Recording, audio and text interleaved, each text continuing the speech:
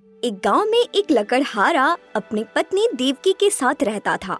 उसकी पत्नी दो जुड़वा बेटों को जन्म देती है। दोनों जुड़वा बच्चों को देखकर लकड़हारा बहुत खुश होता है। एक दिन बलराम अपनी पत्नी से कहता है, सुनीता, ये दोनों बच्चे कितने खूबसूरत हैं ना। मैं चाहता हूँ इनका नाम भी इतना ही खूबसूरत होना चाहिए जितने खूबसूरत ये बच्चे हैं। तुमने इन दोनों बच्चों का कुछ नाम सोचा है कि नहीं? अभी तक तो मैंने कोई नाम नहीं सोचा। आप ही कुछ अच्छा सा नाम रख दीजिए इन बच्चों का। तुम सही कहती हो, मैं ही अपने प्यारे बेटों का नाम रख देता हूँ। कुछ देर सोचने के बाद बलराम अपनी पत्नी से कहता है, मैं इनका क्या नाम रखूं? मेरी तो कुछ समझ में नहीं आ रहा है। वैसे मेरा नाम भी मेरी बुआ ने रखा था। हम इनका नाम सुखदेव और सहदेव रख देते हैं। आज से बड़े बेटे का नाम सुखदेव और छोटे का सहदेव। अरे वाह, ये तो बहुत अच्छे नाम है। सुखदेव और सहदेव दोनों नाम मिलते जुलते हैं। तुम देखना देवकी, बड़े होकर ये दोनों मेरा नाम बहुत रोशन करेंगे। जब ये बड़े हो जाएंगे तो मुझे जंगल जाकर लकड़ी भी नहीं काटनी पड़ेगी। ये मुझसे कहा करेंगे, बाबा अब तुम्हें जंगल जाने की कोई जरूरत नहीं है, तुम्हारी जगह हम काम करेंगे। दोनों पति पत्नी बहुत खुश थे, लेकिन तकदीर को कुछ और ही मंजूर था। एक दिन दो चोर चोरी करने के इरादे से बलराम के घर में घुस जाते हैं। दोनों ने पूरा घर छान मारा, लेकिन उन्हें बलराम के घर में कोई भी कीमती चीज नहीं मिली। अरे अब क्या करें चुन्नू भैया, इस घर में ऐसी कोई कीमती चीज नहीं है जिसे हम चुरा सके। अरे मुझे लगता है आज का दिन ही खराब है। दो घर में चोरी करने घुसे, लेकिन किसी में कुछ हाथ ही नहीं लगा। दोनों आपस में बात कर रहे थे, तभी एक चोर की नजर बलराम के जुड़वा बेटों पर पड़ती है। अरे चुन्नू भैया, वो देखो खूबसूरत जुड़वा बच्चे, क्यों ना हम इनमें से एक बच्चा चुरा लें? अरे मुन्नू, क्या बेवकूफों वाली बात कर रहा है। हम सोना चांदी चुराते हैं, बच्चा थोड़ी ना चुराते हैं। अरे तो हम क्या करें, सोना चांदी मिल नहीं रहा है, बच्चा तुम चुराना नहीं चाहते, भूखा मरने का इरादा है क्या? मुन्नू के काफी समझाने पर चुन्नू चोर बच्चा चुराने के लिए राजी हो जाता है और फिर वो एक बच्चे को उठाकर अपने साथ ले जाते हैं। जिस नगर में चुन्नू मुन्नू चोर रहते थे, उस नगर का राजा बहुत ही दयालु और रहमदिल इंसान था। उसकी दयालुता और रहमदिली के किस्से दूर दूर तक मशहूर थे। राजा हमेशा अपनी प्रजा के सुख दुख में शामिल रहता। राजा की प्रजा उसे बहुत प्यार करती थी, लेकिन राजा का सबसे बड़ा दुख ये था कि उसकी कोई औलाद नहीं थी। एक दिन रानी राजा से कहती हैं, महाराज, ईश्वर ने हमें सब कुछ दिया है, लेकिन एक औलाद के सुख से वंचित कर दिया। कब तक हम यूं बे औलाद रहेंगे? हमें कोई बच्चा गोद ले लेना चाहिए। तुम सही कह रही हो महारानी, मैं आज ही कोई बच्चा गोद लेने के लिए ऐलान करवा देता हूँ। राजा एक ढिंडोरची को बुलाता है और उससे कहता है, हम एक बच्चा गोद लेना चाहते हैं, इसलिए पूरे नगर में ऐलान करवा दो कि जो भी हमें अपना बच्चा गोद देगा, हम उसे बहुत धन दौलत देंगे। राजा के कहने पर ढिंडोरची नगर में ऐलान करने निकल पड़ता है। सुनो सुनो सुनो, ए नगरवासियों, अपने प्यारे राजा का फरमान सुनो। महाराज एक बच्चा गोद लेना चाहते हैं। जो भी अपना बच्चा महाराज को गोद देगा, उसे महाराज बहुत ज्यादा धन दौलत देंगे। पूरे नगर में ये बात फैल जाती है कि राजा एक बच्चा गोद लेना चाहता है। इस बात का पता चोर चुन्नू मुन्नू को भी चल जाता है। मुन्नू अपने भाई चुन्नू से कहता है, चुन्नू भैया, इससे अच्छा मौका नहीं मिलेगा अमीर होने का। आप कल ही राजा के महल में ये बच्चा लेकर जाओ और उन्हें ये बच्चा दे आओ। अगले दिन चुन्नू बलराम का बच्चा लेकर राजा के महल पहुंच जाता है। महाराज, मैंने सुना है कि आप एक बच्चा गोद लेना चाहते हो, इसलिए मैं अपने बेटे को आपको देने आया हूँ। ये बच्चा आपके जीवन को खुशियों से भर देगा। ये कहते ही चुन्नू चोर रोने का नाटक करने लगा। उसकी आंखों में आंसू आ गए। उसे रोता देख राजा बोला, मुझे लगता है तुम्हें इस बच्चे से बहुत प्रेम है। फिर तुम इस बच्चे को हमें क्यों देना चाहते हो? महाराज, आपने सच कहा, मुझे इस बच्चे से बहुत प्रेम है। लेकिन महाराज, जब यह बच्चा पैदा हुआ तो इसकी मां का इंतकाल हो गया। मैं अपनी पत्नी से बहुत प्रेम करता था। उसके बगैर मैं अकेला पड़ गया। इस वजह से मैं इस बच्चे की देखभाल भी सही से नहीं कर पाता हूँ। मेरा घर जंगल में है। जब मैं मजदूरी करने जाता हूँ तो अपने बच्चे को साथ ले जाता हूँ। इसलिए मेरा मालिक मुझसे कहता है, या तो बच्चे को देखो या काम करो। अगर मैं इस बच्चे को घर पर छोड़कर काम करने जाऊंगा तो मुझे डर है कहीं इस बच्चे को कोई जंगली जानवर न उठा कर ले जाए। इसलिए मैं अपना ये बच्चा आपको गोद देने आया हूँ। आपकी खुद की कोई संतान नहीं है। इस बच्चे को गोद देने से आपकी संतान की कमी पूरी हो जाएगी। तुमने बिल्कुल सही किया जो इस बच्चे को मेरे पास ले आए। अब तुम्हें परेशान होने की कोई जरूरत नहीं है। मैं इस बच्चे को अपने पुत्र की तरह रखूंगा। इस बच्चे को देखकर महारानी खुश हो जाएंगी। राजा चुन्नू चोर को खूब धन दौलत देता है। चुन्नू इतनी सारी दौलत देखकर खुशी से झूम उठता है, जबकि उधर बलराम और उसकी पत्नी अपने एक बच्चे के गायब हो जाने के गम में बहुत दुखी थे। बलराम, हमारा एक बच्चा अचानक कहाँ गायब हो गया? आखिर उसे कौन ले गया? मैं अपने बच्चे के बगैर कैसे रहूंगी? मैं अपने बेटे के बगैर नहीं जी सकती। देवकी, मैंने गांव वालों को बच्चों की तलाश करने के लिए भेजा है। ईश्वर ने चाहा तो हमारा बच्चा जल्द ही मिल जाएगा, लेकिन तुम्हें थोड़ा सब्र से काम लेना होगा। उतने में ही गांव वाले बलराम के पास आते हैं। वो बलराम से कहते हैं, बलराम भैया, हमने बच्चा हर जगह तलाश किया, लेकिन बच्चे का कोई पता नहीं चला। मुझे लगता है बच्चे को कोई जंगली जानवर उठा कर ले गया है। गांव वाले की बात सुनकर सुशीला फूट फूट कर रोने लगती है। नहीं, ऐसा नहीं हो सकता। हमने कितनी खुशियां मनाई थी जब हमारे दो प्यारे बच्चे जन्मे थे। उनके हंसते खिलखिलाते चेहरे हमारे घर को रौनक देते थे। देवकी, इस तरह रोने से काम नहीं चलेगा। तुम्हें सब्र करना होगा। ईश्वर की मर्जी के आगे कोई कुछ नहीं कर सकता।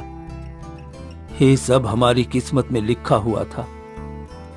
अब हमें इस मुश्किल समय का सामना करना होगा और बाकी की जिंदगी को खुशी से बिताना होगा। बलराम और देवकी मान लेते हैं कि अब उनका बच्चा इस दुनिया में नहीं रहा। यूं ही कई वर्ष बीत जाते हैं। अब वो दोनों बच्चे जवान हो जाते हैं और बलराम लकड़हारा बीमार रहने लगता है। जंगल से लकड़ी काट कर लाना उसके लिए मुश्किल काम हो गया था। एक दिन बलराम अपने बेटे सुखदेव से कहता है, बेटा, तुम अब बच्चे नहीं रहे हो, जवान हो गए हो। तुम तो जानते ही हो अब घर के हालात सही नहीं हैं और मेरी तबीयत भी काफी दिनों से खराब चल रही है। इसलिए मुझसे अब लकड़ी नहीं कटती। बेटा, अब घर की जिम्मेवारी तुम्हें संभालनी होगी। मेरा काम तुम्हें करना होगा।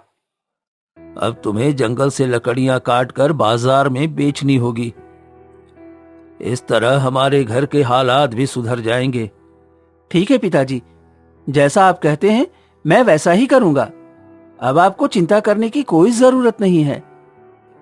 आप घर पर रहकर आराम करें। अगले ही दिन सुखदेव अपने पिता की कुल्हाड़ी लेकर लकड़ी काटने जंगल की ओर निकल जाता है।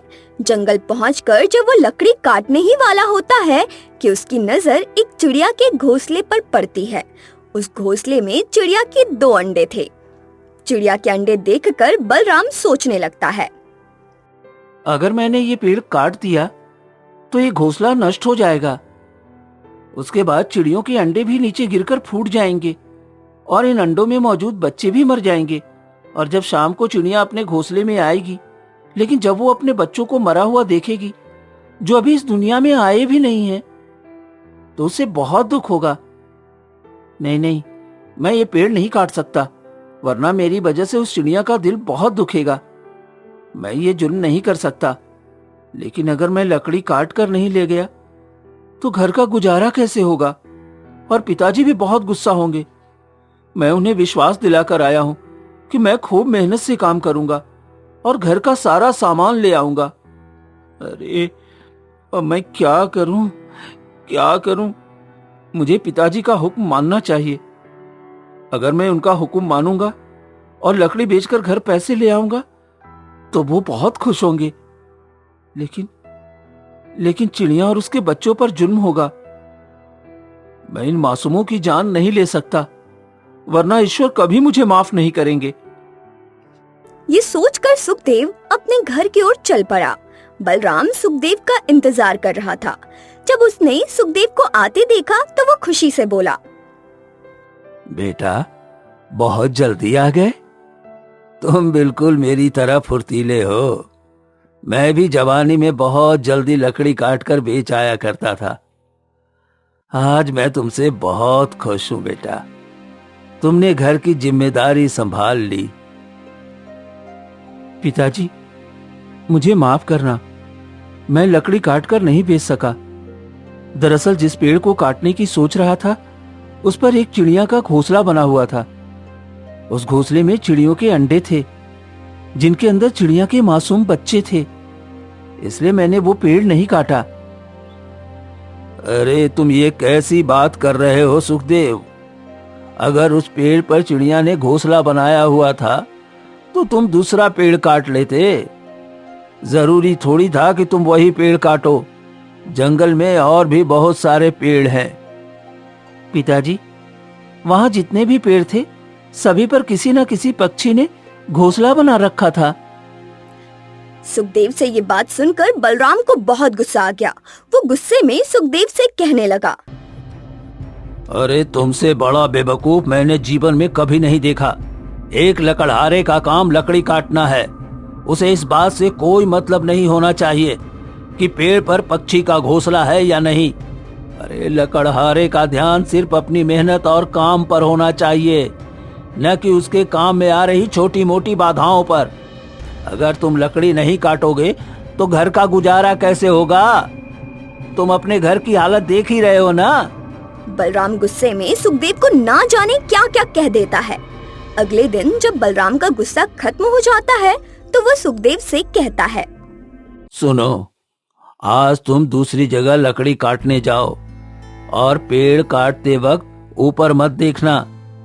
कहीं पता चले कि पक्षियों का घोंसला देखकर तुम दोबारा लकड़ी काटने से रुक जाओ और फिर यूं ही खाली हाथ घर चले आओ। ठीक है पिताजी, मैं पेड़ काटते वक्त ऊपर नहीं देखूंगा। सुखदेव लकड़ी काटने के लिए जंगल की ओर चल पड़ता है और सोचता है, इस बार तो मैं लकड़ी काटकर जरूर लाऊंगा, चाहे कुछ भी हो जाए। अगर आज मैंने लकड़ी बेचकर पिताजी को पैसे दे दिए तो वो बहुत खुश हो जाएंगे और उनका गुस्सा भी खत्म हो जाएगा। ये सोचते सोचते सुखदेव जंगल पहुंच जाता है और बगैर ऊपर देखे पेड़ काटने लगता है। तभी एक आदमी सुखदेव से कहता है, अरे ओ भाई, क्यों इस पेड़ को काट रहे हो? इस पेड़ की जड़ से कई प्रकार की दवाइयाँ बनती है जिससे लोगों की बीमारियों का इलाज होता है। अगर तुमने ये पेड़ काट दिया तो लोगों की बीमारियों का इलाज कैसे होगा? इसलिए तुम्हें ये पेड़ नहीं काटना चाहिए। उस आदमी की बात सुनकर सुखदेव काफी देर तक सोचता रहता है कि उसे पेड़ काटना चाहिए या नहीं। फिर वो सोचता है कि ये आदमी सही कह रहा है, मुझे पेड़ नहीं काटना चाहिए। वो बगैर पेड़ काटे ही अपने घर लौट जाता है। जब बलराम सुखदेव को देर से आता देखता है तो उसे यकीन हो जाता है कि सुखदेव आज जरूर लकड़ियाँ बेचकर पैसे लाया होगा। इसलिए वो प्यार से सुखदेव से बोलता है, बेटा, आज तो बहुत देर से आया है। आज तूने काफी लकड़ियाँ काटी होंगी। कितनी की बिकी लकड़ियाँ? पिताजी, मैंने लकड़ियाँ नहीं काटी। जिस पेड़ को मैं काट रहा था उस पेड़ की जड़ से कई तरह की दवाइयाँ बनती है, इसलिए मैंने वो पेड़ काटना उचित नहीं समझा। बेटे की ये बात सुनकर बलराम गुस्से से आग बबूला हो जाता है। अरे पागलपन की भी एक हद होती है। तुम कितने अहमक और बेवकूफ इंसान हो। तुम अपने जीवन में कुछ नहीं कर सकते। तुम्हें मैंने लकड़ियाँ काटने भेजा था, हकीम बनने के लिए नहीं कि इस पेड़ से कौन सी दवाइयाँ बनती है। तुम्हें इस बात से क्या लेना देना? बलराम का गुस्सा बढ़ता ही जा रहा था। उतने में उसकी पत्नी आ जाती है। वो बलराम को समझाने लगती है, बच्चा है, ना समझ है, इसे माफ कर दो, कुछ ही दिन की बात है, इसे सब समझ आ जाएगा। अरे इसकी उम्र 20 साल हो गई है, 20 साल, और तुम कहती हो अभी ये बच्चा है। अरे अगर इसने आगे से ऐसी कोई गलती की ना तो मैं इसे घर से बाहर निकाल दूंगा और उसके बाद कभी घर में घुसने नहीं दूंगा। अगले दिन बलराम अपने बेटे से कहता है, ना जाने मैंने तुम्हें गुस्से में क्या क्या कह दिया, मैं उसके लिए बहुत शर्मिंदा हूँ। पीछे जो कुछ हुआ तुम उस पर ध्यान मत दो, लेकिन इस बार तुम लकड़ी काट कर जरूर बेच आना। शहर के बाहर बहुत सारे पुराने पेड़ हैं जिनमें काफी सूखे पेड़ भी हैं। तुम उन पेड़ों से लकड़ी काट कर बेच आओ, और ध्यान रहे इस बार कोई बहाना मत बनाना। सुखदेव पिता से वादा करके जंगल पहुंच गया। जब जंगल में उसने पुराने पेड़ देखे तो वो सोचने लगा, अरे ये पेड़ तो बहुत बूढ़े हो चुके हैं। इन पेड़ों ने सालों से राह चलते लोगों को गर्मी से ठंडी हवा और छाया दी है। थके हारे लोग इसके नीचे बैठकर सुकून की सांस लेते होंगे। अगर आज मैंने ये पेड़ काट दिए तो इस पेड़ पर जुल्म होगा। हमें इन बूढ़े पेड़ों का एहसान मानना चाहिए। नहीं नहीं, ये पेड़ नहीं काट सकता। आज के बाद मैं कभी पेड़ काटने की सोचूंगा भी नहीं। ये काम मेरे बस का नहीं है। सुखदेव अपनी कुल्हाड़ी लेकर अपने घर चला जाता है। जब वो घर पहुंचता है, बलराम सुखदेव से कहता है, पिताजी, मैं पेड़ नहीं काट सकता। ये काम मेरे बस का नहीं है। आप मुझे कोई दूसरा काम बता दीजिए, मैं वो काम कर लूंगा, लेकिन ये लकड़ी काटने का काम मुझसे नहीं होगा। अपने बेटे की ये बात सुनकर बलराम को इतना गुस्सा आया कि उसने तुरंत सुखदेव को घर से निकाल दिया। बलराम की पत्नी ने उसे रोकना चाहा कि वो बेटे को घर से ना निकाले, लेकिन उसने अपनी पत्नी की एक ना सुनी। सुखदेव घर से निकलकर जंगल की ओर चल पड़ा। वो बहुत दूर चलता रहा। उसे कुछ पता नहीं था कि वो कहाँ जा रहा है। चलते चलते सुखदेव बहुत ज्यादा थक गया और अचानक बेहोश होकर जमीन पर गिर पड़ा। तभी दो सिपाहियों की नजर सुखदेव पर पड़ी। वो सुखदेव के पास आए और कहने लगे, अरे ये तो राजकुमार है, लेकिन ये इन साधारण कपड़ों में जंगल में क्या कर रहे हैं? अरे भाई, ये बात करने का समय नहीं है। जल्दी राजकुमार को राजमहल ले चलो, वरना इनकी तबीयत और ज्यादा खराब हो जाएगी। दोनों सिपाही सुखदेव को राजमहल ले गए। महाराज, हमें राजकुमार जंगल में बेहोशी की हालत में मिले थे, लेकिन हमें इस बात का पता नहीं चला कि राजकुमार उस जंगल में क्या करने गए थे। राजा अपने बेटे को इस हाल में देखकर बहुत ही दुखी हुए।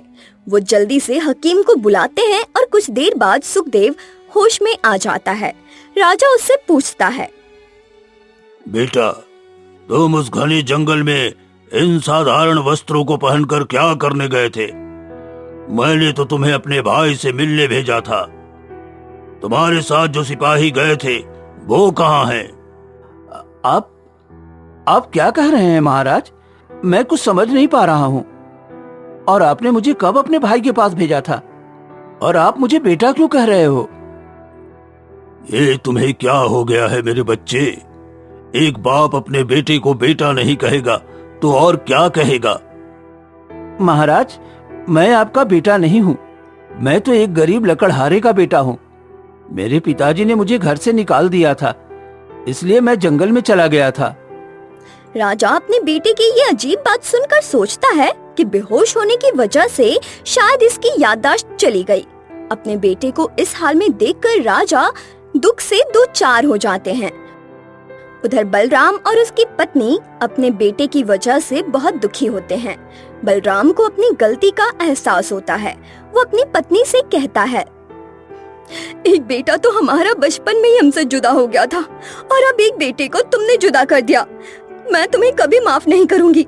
पता नहीं मेरा बेटा किस हाल में होगा, वो कहाँ गया होगा। मैं अपने बेटे के बगैर कैसे जीऊंगी।